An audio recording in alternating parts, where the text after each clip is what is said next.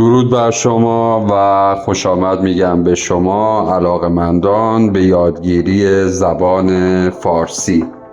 امروز با قسمتی از غذاهای ایرانی آشنا خواهیم شد. در ویدیوهای بعدی هر یک از این غذاها رو با هم درست میکنیم و محتویات و طریقه پخت این غذاها رو با شما به اشتراک خواهیم گذاشت.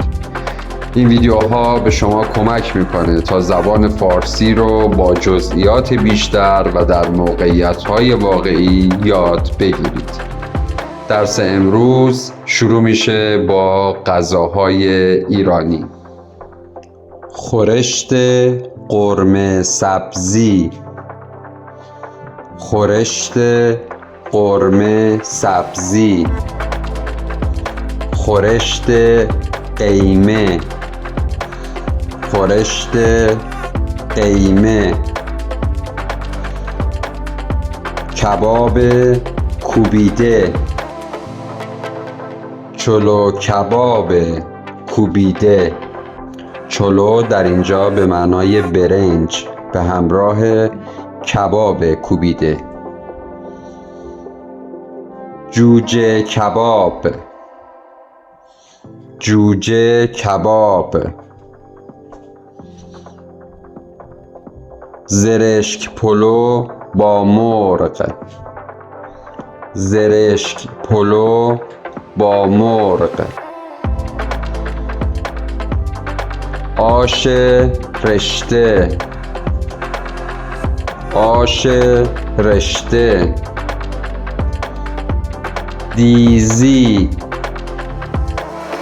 دیزی. دیزی یا آبگوشت. دیزی یا آبگوشت. و یکی از سالادهای مورد علاقه ایرانی ها، سالاد شیرازی.